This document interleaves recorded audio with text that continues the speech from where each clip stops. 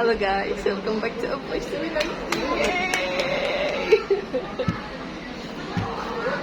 Jadi aku tuh kemarin ini adalah kan aku zoom sama cutting aku itu. Kita bahas gini kan, gurunya tuh selalu bilang kalau misalkan punya mimpi itu ditulis. Dan semua mimpinya dia itu mostly jadi kenyataan karena dia tulis gitu. Mungkin karena sugesti juga nggak sih? Itu aku jadi inget yang di buku Atomic Habit apa coba bikin sesuatu itu terlihat agar mudah dikerjakan. Nah makanya aku mikir kayak oh jangan-jangan dengan kita menulis itu akan bantu kita buat merealisasikan mimpi kita, karena kita jadi tahu loh bahwa oh tergambar jelas gitu apa yang mau kita capai. Jadi ke reminding juga gitu. Karena misal kita mau nuntasin buku ini. Nah terus kita bisa disimpan di dekat kita, misal di tempat tidur kita. Apa namanya sih apa ya, kasurnya ya, di kasur di pinggir banget. Jadi pas kita bangun kayak oke, aku punya target ini. Hal kayak gitu sebenarnya kadang ngebantu ya kalau misalnya orang itu udah punya niat itu. Even maksudnya udah harus ditulis, tapi buat itu terlihat, entah itu dengan cara apapun. Menurut aku itu bisa. Dan kenapa harus spesifik? Kenapa harus spesifik? Supaya kita nggak lupa sama tujuannya. Kadang kan kita pasang alarm nih teman-teman, pasang alarm bangun gitu. Bangun doang, kita nggak tahu harus ngapain ya gitu. Tapi dengan kayak ngasih alarm terus membubuhkan bahwa apa yang harus kita lakukan setelahnya itu jadi bikin kita termotivasi, jadi mikir kayak oh iya harus ini gitu. Iya, bener. Itu jadi nambah energi buat kita bangun dan melakukan sesuatu yang memang harus dilakukan setelah itu gitu. Kadang iya bener banget spesifik ya. Kadang aku pribadi, aku udah nulis banyak oke listnya ini gitu. Tapi menurut aku kadang ada beberapa yang masih general. Nah nanti at the end-nya aku tuh nggak dapat feeling yang aku mau gitu atau goals yang aku mau, karena mungkin itu terlalu banyak dan terlalu general. Even nanti kalian buat lebih spesifik dan cuman satu poin aja, itu menurut aku better ketimbang kita banyak semua tapi nggak spesifik, masih general. Outputnya tuh kita masih ya belum tahu nih mau apa gitu. Nah itu penting juga sih, harus kita highlight. Nah, tapi juga ada masalah menurut aku. Kalau misalkan kita ngomongin buku ya, buku itu kan simple sebenarnya ya. Tapi orang-orang kadang-kadang nge-force dirinya bahwa sehari harus baca berapa halaman gitu dan sebagainya. Tapi dengan kebanyakan titik-titik itu bikin otak kita jadi overwhelmed. Jadi kayak wah ini mau perang nih gitu, harus baca buku sehari berapa halaman gitu. Jadinya gak nyaman. Dan buat aku pribadi gitu ya, merefleksikan diri terhadap membaca buku, kayak aku ngerasa kalau aku terlalu harus mempercaya diri naruh jadwal harus gimana gitu, itu bikin aku sulit sih. Tapi kalau sekarang aku ngerasa kayak aku mau baca buku berapa banyak aja, genrenya beda-beda sehari pun gak tamat gitu dalam misalkan beberapa minggu, aku gak ngerasa masalah gitu. Tapi aku merasa bahwa aku punya identitas membaca buku rasanya sekarang gitu. Sih. Aku suka sih. Dan ada sempat aku pernah dengar kita ada diskusi waktu itu. Misalnya kita mau namatin buku tapi susah banget nih, atau mungkin nggak paham. Kita coba buka-buka dulu aja. Even kita nggak baca nggak apa-apa, buat satu hari cuman buat buka aja. Nanti next day-nya kalau misalnya kita mau coba try, nggak harus kayak runtut gitu. Misal dari halaman 1, 2, 3 dan 7 harus coba yang menurut kamu menarik aja ataupun variasi. Itu baca dulu. Nah setelah itu barulah kamu continue, entah itu masih random dengan topiknya, atau mungkin mau coba try to step by step kayak runtut kayak gitu, boleh, nggak apa-apa. Ini tuh sesimpel itu loh. Jadi buat simple, make it clear, make it simple, hal-hal kayak gitu tuh yang insya Allah bakal ngebantu kita buat dapetin goals kita. Setuju. Bikin mudah. Bikin mudah.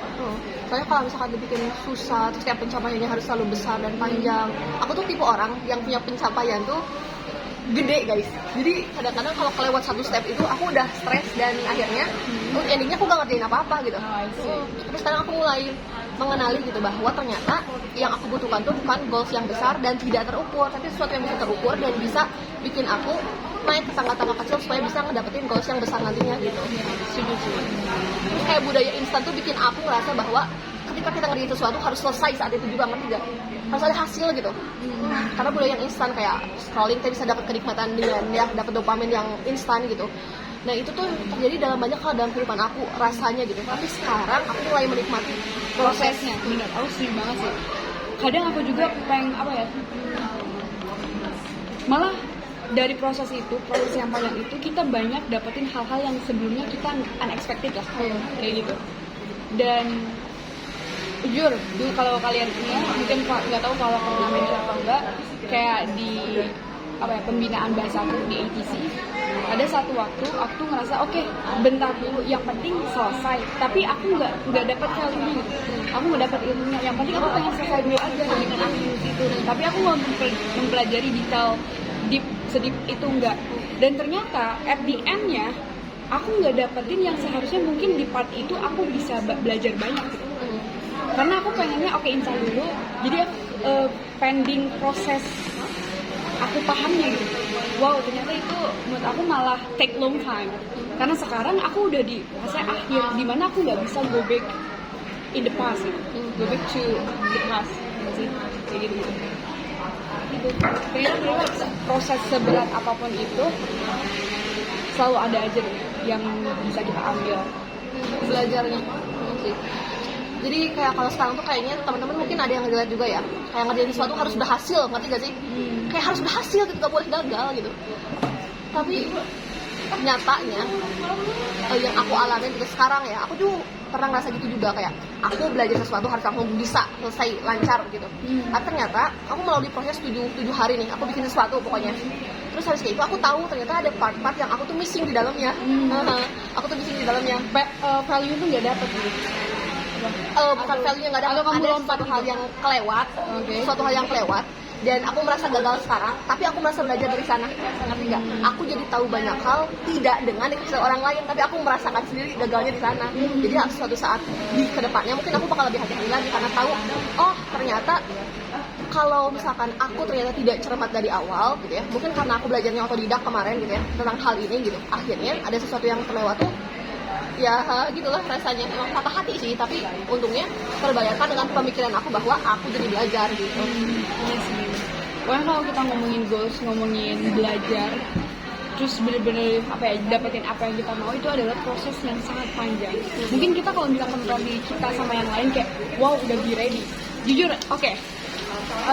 Sebenarnya ada satu case, nggak tahu aku salah satu guru di Priban cowok.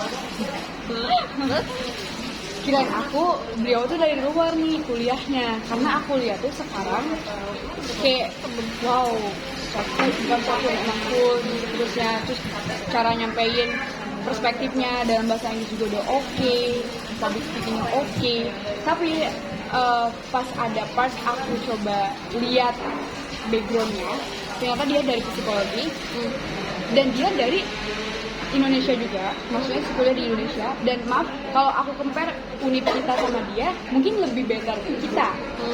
Dia tuh univ yang nggak terlalu up gitu lah ya. Cuman dia bisa se-growing itu loh sekarang tuh. Makanya menurut aku itu dari proses panjang, dan aku lihat feednya pun ternyata dari awal pun dia tuh udah aktif dan seterusnya gitu. Dan menurut aku kalau kita compare resultnya, ya mungkin bakal sakit kayak aduh aku ngerasa belum bisa atau belum nyampe sana nih. Tapi coba kalau kalian lihat behind the scene-nya, mungkin kalian kan bakal kayak ngerasa oh oke, berarti kita harus se-effort itu loh buat dapetin apa yang kita mau, dan butuh waktu yang lama gitu. Dan sebenarnya itu bukan case satu-satunya, ada yang maksudnya aku udah sharing ke kamu juga yang misal satu miss itu juga.